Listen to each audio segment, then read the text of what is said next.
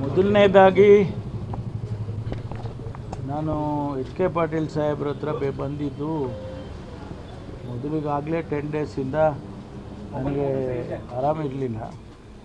ಅವರು ನನ್ನನ್ನು ನೋಡೋದಕ್ಕೆ ಬರ್ತೀನಿ ನಾನೇ ಅಂತೇಳಿ ಹೇಳಿದರು. ಇಲ್ಲ, ಸ್ವಲ್ಪ ಈ ಹೊರಗಡೆ ಬಂದಿದ್ದೀನಿ ಅನಾರೋಗ್ಯದಿಂದ, ಅದಕ್ಕೆ ನಾನೇ ಬರ್ತೀನಿ ಅಂತ ಅಂದೆ. ಅಯ್ಯೋ ಬನ್ನಿ ಅಂತ ಹೇಳಿದ್ರು. ಸೊ ಹಾಗಾಗಿ ನಾನು ಅವ್ರನ್ನ ನೋಡೋದಕ್ಕೆ ಬಂದಿದ್ದೇನೆ. ಸ್ವಾಭಾವಿಕವಾಗಿ ತಿಂಡಿ ಔಪಚಾರಿಕವಾದಂಥ ಮಾತುಗಳು ಎಲ್ಲ ಬಂದೇ ಬರ್ತವೆ. ಮುಂದೆ ಭವಿಷ್ಯದಲ್ಲಿ ನಾವೆಲ್ಲ ಯಾವ ರೀತಿ ಸಂಘಟನೆಗಳನ್ನು ಮಾಡೋದರಲ್ಲಿ ಮತ್ತು ಸರ್ಕಾರವನ್ನು ಜನಹಿತವಾಗಿ ನಡೆಸೋದರಲ್ಲಿ ಯಾವ ರೀತಿ ಅಂತೇಳಿ ಒಂದಿಷ್ಟು ಚರ್ಚೆನೂ ಮಾಡಿದ್ದೇವೆ. ಅಷ್ಟು ಬಿಟ್ಟರೆ ಬೇರೆ ಏನಿಲ್ಲ. ಸಮಾನ ಮನಸ್ಕರ ಭೇಟಿ ಅಂತನ ಸರ್ ಇದು, ಯಾಕಂದರೆ ಅಲ್ಲಿ ಸತೀಶ್ ಜಾರಕಿಹೊಳಿ ನಿವಾಸದಲ್ಲೂ ಕೂಡ ಅಲ್ಲ ರೀ, ನಾವು ಯಾವತ್ತೂ ಅಸಮಾನ ಮನಸ್ಕರಾಗೇ ಇಲ್ಲ. ನಾನು ಎಚ್ ಕೆ ಪಾಟೀಲ್ ಸಾಹೇಬರು ಒಟ್ಟಿಗೆ ಮೊಯ್ಲಿ ಸಾಹೇಬರ ಮಂತ್ರಿಮಂಡಲದಲ್ಲಿ ಸ್ವೇರಿಂಗ್ ಮಾಡಿದ್ದು. ಐದು ಜನ ನಿಲ್ಲಿಸಿ ಸ್ವೇರಿಂಗ್ ಇನ್ ಮಾಡಿಸಿದ್ರು. ಅದರಲ್ಲಿ ಅವರು ನಾನು ಇಬ್ಬರು ಒಟ್ಟಿಗೆ ನಿಂತ್ಕೊಂಡು ಸ್ವೇರಿಂಗ್ ಇನ್ ಮಾಡಿದ್ದು. ಅವತ್ತಿನಿಂದ ಇವತ್ತಿನವರೆಗೂ ಕೂಡ ಅಪಾರವಾದ ನಮ್ಮ ಇಬ್ಬರ ಸ್ನೇಹ. ಅದಕ್ಕೂ ಮೊದಲು ದೊಡ್ಡವರಿದ್ದರು, ಕೆ ಎಚ್ ಪಾಟೀಲ್ ಸಾಹೇಬರು. ಅವರು ನಾನು ಮೊದಲನೇ ಬಾರಿ MLA ಆದಾಗ, ವೀರೇಂದ್ರ ಪಾಟೀಲ್ ಸಾಹೇಬರು ಮುಖ್ಯಮಂತ್ರಿಗಳಾದಾಗ ಅವರೆಲ್ಲ ಸಂಪುಟದ ಮಂಡಲದಲ್ಲಿದ್ದರು. ಅವರೆಲ್ಲ ಅಪಾರವಾದ ಗೌರವ ನಮಗೆ. ಅವ್ರನ್ನೆಲ್ಲ ನಾವೆಲ್ಲ ಸಣ್ಣ ಹುಡುಗರು, ಅವರೆಲ್ಲ ಸಿಂಗ್ಯುಲರಾಗಿ ನಮ್ಮನ್ನೆಲ್ಲ ಮಾತಾಡಿಸ್ತಾ ಇದ್ದಿದ್ದು. ಅದೇ ಖುಷಿ ನಮಗೆ. ಆ ರೀತಿ ಅಲ್ಲಿಂದ ಸಂಬಂಧ ಬಂದಿದೆ ನಮಗೆ. ಹಾಗಾಗಿ ಅದು ಹಾಗೆ ಉಳ್ಕೊಂಡು ಹೋಗುತ್ತೆ ಕೊನೆವರೆಗೂ ಅನ್ನೋ ವಿಶ್ವಾಸ ನನಗೆ. ಸರ್, ಎಚ್ ಕೆ ಪಾಟೀಲ್ ಒಂದು ಮಾತು ಹೇಳಿದ್ದಾರೆ ಸರ್, ಸಿದ್ಧಾಂತದಿಂದ ಇರ್ತಕ್ಕಂಥ ವ್ಯಕ್ತಿಗಳ ಹಾದಿ ಕಠಿಣ ಅನ್ನೋ ಒಂದು ಮಾತನ್ನು ಹೇಳಿದರು. ಸಚಿವ ಸ್ಥಾನ ಅವರ ಹಿರಿಯ ಸ್ಥಾನದ ಒಂದು ಮಾನ ನೋಡಿ ಕೊಡಬೇಕಾಗಿತ್ತು, ಕೊಟ್ಟಿಲ್ಲ. ಇಲ್ಲ, ಅವರು ಯಾವತ್ತೂ ನನಗೆ ಮಂತ್ರಿಮಂಡಲದಲ್ಲಿ ಮಂತ್ರಿ ಮಾಡಿ ಅಂತ ಕೇಳಿದವರಲ್ಲ. ಅವರಿಗಿರ್ತಕ್ಕಂಥ ರಾಜಕೀಯದ ಜ್ಞಾನ, ಪೊಲಿಟಿಕಲ್ ಅಕ್ಯುಮೆನ್ಶಿಪ್ ಅಂತ ಕರಿತೀವಿ, ಅದು ಭಾಳ ಅವ್ರಿಗೆ ಅವ್ರದ್ದೇ ಆದಂಥ ರೀತಿಯಲ್ಲಿ ಅವ್ರ ತಂದೆಯವರನ್ನು ನೋಡಿ, ಆ ಭಾಗದ ಜನರ ರಾಜಕೀಯ ಆ ಭಾಗದಲ್ಲಿ ನೋಡಿ ಅವ್ರದ್ದೇ ಆದಂಥದ್ದನ್ನು ಮಾಡ್ಕೊಂಡಿದ್ದಾರೆ. ಅದು ನಮಗೆ ರಾಜಕೀಯವಾಗಿ ಮತ್ತು ಸರ್ಕಾರಗಳಿಗೆ ಅದರಿಂದ ಭಾಳ ಸಂದರ್ಭದಲ್ಲಿ ಅದರಿಂದ ಅನುಕೂಲ ಆಗಿದೆ. ಅದು ನಾವು ಮಿಸ್ ಹಿಮ್ ಅಷ್ಟೇ, ಬೇರೆ ಏನೇನಿಲ್ಲ. ನೆಕ್ಸ್ಟ್ ಏನೋ ಸಿಗ್ಬೋದು ಸರ್. ಬಿಡದಿ ವಿಚಾರದಲ್ಲಿ ಡಿ ಕೆ ಶಿವಕುಮಾರ್ ಅವರು ಬಂಧುವಾನ ಕೊಟ್ಟಿದ್ದು, ಕುಮಾರಸ್ವಾಮಿ ಅವರು ಇದನ್ನು ಮಾಡ್ತಾರೆ. ಹೌದು, ಈಗ ಪತ್ರ ಬರೆದಿದ್ದಾರೆ ಮುಖ್ಯಮಂತ್ರಿಗಳು ಶಿವಕುಮಾರ್ ಅವರು. ನಾನು 26ನೇ ತಾರೀಕು 11 ಗಂಟೆಗೆ ವಿಧಾನಸೌಧದಲ್ಲಿ ನಮ್ಮ team of ministers and officers ನಾವೆಲ್ಲ ಇರ್ತೀವಿ.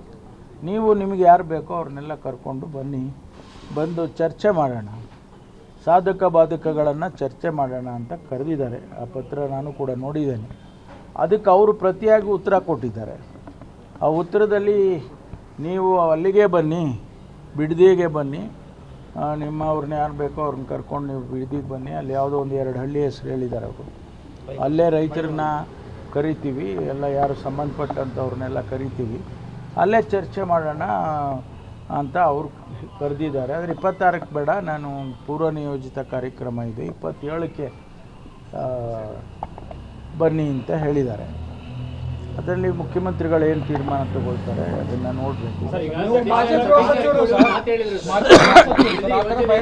ಸರ್ಕಾರಕ್ಕೂ ಕೆಟ್ಟ ಹೆಸರು ಬರಬಾರ್ದು, ಒಂದೇ ಯೋಜನೆ ಇದ್ರ ಬಗ್ಗೆ ಕ್ಯಾಬಿನೆಟ್ ಡಿಸಿಷನ್ ತೀರ್ಮಾನಗಳಾಗಬೇಕು. ಅಭಿಪ್ರಾಯ ಹೇಳಿದ್ದಾರೆ. ಯಾಕಂದ್ರೆ ಒಂದು ಯೋಜನೆಯಿಂದಾಗಿ ಇಡೀ ಸರ್ಕಾರ ಕೆಟ್ಟ ಹೆಸರು ಬರಬಾರ್ದು. ಅಲ್ಲ, ನಾವು ಇದರ ಬಗ್ಗೆ ಚರ್ಚೆ ಆಗಿದೆ, ಆಗಿಲ್ಲ ಅಂತಲ್ಲ. ಕ್ಯಾಬಿನೆಟಲ್ಲಿ ಚರ್ಚೆ ಆಗಿದೆ. ಚರ್ಚೆ ಆಗಿ ಎಲ್ಲಿಂದ ಹಣ ಒದಗಿಸ್ಬೇಕು, ಯಾವ ರೀತಿಯಿಂದ ಹಡ್ಕೋಯಿಂದ BDAಯಿಂದ ಎಲ್ಲ ಹಣ ಒದಗಿಸ್ಬೇಕು, ಅದ್ರ ಬಗ್ಗೆ ಎಲ್ಲ ವಿಸ್ತೃತವಾಗಿ ಚರ್ಚೆ ಆಗಿದೆ. ಚರ್ಚೆ ಆಗಿಲ್ಲ ಅಂತಲ್ಲ. ಆದರೆ ಇದು ಒಂದು ರೀತಿಯಲ್ಲಿ ರಾಜಕೀಯದ ಇದಕ್ಕೆ ತಿರುಗ್ಕೊಳ್ತಾ ಇದೆ. ಅದನ್ನು ಯಾವ ರೀತಿ ಅವಾಯ್ಡ್ ಮಾಡಬೇಕು ಪ್ರಾಜೆಕ್ಟನ್ನು ಅನ್ನೋದ್ರ ಬಗ್ಗೆ ಸರ್ಕಾರ ಮುಖ್ಯಮಂತ್ರಿಗಳು ನಾವೆಲ್ಲರೂ ತೀರ್ಮಾನ ತಗೋತೀವಿ. ಅಲ್ಲ, ಕುಮಾರಸ್ವಾಮಿ ಅವರು ಹಿಂದೆ ಕಾಂಗ್ರೆಸ್ ನಾಯಕರು ಮಾತಾಡಿರುವಂಥ ಸ್ಪೀಚ್ಗಳನ್ನ ಈಗ ಅವರು ನೋಡಿ, ಅದು ಅವರದ್ರಲ್ಲಿ ರಾಜಕೀಯ ಮಾಡೋದಕ್ಕೆ ಹೊರಟಿದ್ದಾರೆ. ಸಲಹೆ ಕೊಡಲಿ ಅಲ್ಲ, ಅವರು ಬಂದು ಸಲಹೆ ಕೊಡಲಿ. ಈ ರೀತಿ ಹಿಂದೆ ನಿಮ್ಮವರೆಲ್ಲ ಮಾತಾಡಿದ್ರಪ್ಪ, ಈಗ ನೀವು ಯಾಕೆ ಬದಲಾಯಿಸ್ಕೊಂಡಿದ್ದೀರಾ ಅಂದರೆ ನಾವು ಹೇಳ್ತೀವಿ ಯಾಕೆ ಬದಲಾಯಿಸ್ಕೊಂಡಿದ್ದೀವಿ ಅಂತ, ಯಾತಕ್ಕೋಸ್ಕರ ನಾವು ಈ ತೀರ್ಮಾನ ತಗೊಂಡಿದ್ದೀವಿ ಅಂತ ನಾವು ನಮ್ಮ ಸಮಜಾಯಿಸಿ ನಾವು ಕೊಡ್ತೀವಲ್ವ. ಮುಖ್ಯಮಂತ್ರಿಗಳು ಕೊಡೋದಿಲ್ವಾ, ನಾವು ಕೊಡೋದಿಲ್ವಾ? ಆಮೇಲೆ ನೋಡೋಣಂತೆ. ನಿಮ್ಮ ಸಲಹೆನೇ ಕೊಡೋದಿಲ್ಲ, ಬರೀ ಬೀದಿಗೆ ಇಳಿದು ಹೋರಾಟ ಮಾಡ್ತೀವಿ ಅಂದರೆ ಏನು ಅರ್ಥ ಇದೆ? ಅದೇ ರಾಜಕೀಯಕ್ಕೋಸ್ಕರ ಮಾಡ್ತಾ ಇದ್ದೀರಿ ಅಂತೇಳಿ ಸ್ಪಷ್ಟವಾಗಿ ಕಾಣಿಸುತ್ತೆ. ನಾವು ವಿರೋಧ ವ್ಯಕ್ತಪಡಿಸಿದ್ರೆ ಸಂಪುಟ ಸಭೆಯಲ್ಲಿ ಅಂತ ಚರ್ಚೆಗಳಾಗ್ತಿತ್ತು. ಎರಡು ಕಡೆ ರಾಜಕೀಯ ಹೋರಾಟಗಳು ಏನೇ ಇರ್ಬೋದು, ರೈತರ ನಿಜವಾದ ಪರಿಸ್ಥಿತಿ ಅದನ್ನೇ ಅಲ್ವಾ ನಾವು ಹೇಳೋದು. ರೈತರನ್ನು ಒಕ್ಕಲೆಬ್ಬಿಸೋದು ಬೇಡ, ಅವರ ಮನವೊಲಿಸಿ ಕನ್ಸೆಂಟ್ ಮೇಲೆ ತೊಗೊಂಡು ಮಾಡಬೇಕು ಅನ್ನೋದೇ ಈಗ ನಾವೆಲ್ಲ ಮಾಡ್ತಾ ಇರೋದಲ್ವಾ. ಈಗ ಭಾಳಷ್ಟು ಜನ ಬಂದು ನಾವು ಕೊಡ್ತೀವಿ ಸ್ವಾಮಿ, ಇದೆಲ್ಲ ಒಣ ಭೂಮಿ ಇದೆ, ನಮಗೇನಾಗೋದಿಲ್ಲ, ಇದರಿಂದ ನಮಗೊಂದಿಷ್ಟು ಹಣ ಸಿಗುತ್ತೆ, ಹೆಚ್ಚು ಹಣ ಕೊಡಿ ಅಂತ ಕೇಳ್ತಾರೆ ಅವರು ಸ್ವಾಭಾವಿಕವಾಗಿ. ಆವಾಗ ನಾವು ಆ ಹಣ ರೈತರಿಗೆ ಕೊಟ್ಟು ಸಮಾಧಾನ ಮಾಡಿದರೆ ಅವ್ರು ಬೇರೆ ಕಡೆ ಎಲ್ಲೋ ಜಮೀನು ತೊಗೊಳ್ತಾರೆ, ಅವರ ಕೃಷಿ ಮಾಡ್ಕೊಳ್ತಾರೆ. ನಾವು ಆ ದೃಷ್ಟಿಕೋನದಲ್ಲಿ ಇಟ್ಕೊಂಡು ಹೋಗ್ತಾ ಇದ್ದೀವಿ. ಅವರು ರಾಜಕೀಯ ಮಾಡಿದರೆ ಏನು ಮಾಡೋದು? ಈಗ ಅಡ್ಡಮತದಲ್ಲದು ಆಣೆ ಪ್ರಮಾಣ ಹಂತಕ್ಕೆ ಹೋಗಿದೆ. ಮಂಜುನಾಥ ಸ್ವಾಮಿ ಪ್ರಮಾಣ ಮಾಡುವಂಥ ಹಂತಕ್ಕೆ ಅದು ಬಿಟ್ಬಿಡೋಣ ಮಂಜುನಾಥ ಸ್ವಾಮಿಗೆ. ಬಡ್ತಿ ಕೊಟ್ಟಿದ್ದೀರಿ ಸರ್, ಹಾಂ, ಇನ್ನು ಏನೇನು ಚೇಂಜಸ್ ಮಾಡಬೇಕು? ಇನ್ನೂ ಅನೇಕ ವಿಚಾರಗಳು ನಾಳೆ ನಡೆದ್ರಲ್ಲೇ ಪ್ರೆಸ್ ಕಾನ್ಫರೆನ್ಸ್ ಕರಿತೇನೆ. ಇನ್ನೂ ಚರ್ಚೆಗಳಾಗ್ತಾ ಇದ್ದಾವೆ. ಸುಮಾರು ವಿಷಯಗಳನ್ನು ನಾನು ರಾಜ್ಯಕ್ಕೆ ತಿಳಿಸ್ಬೇಕಾಗತ್ತೆ.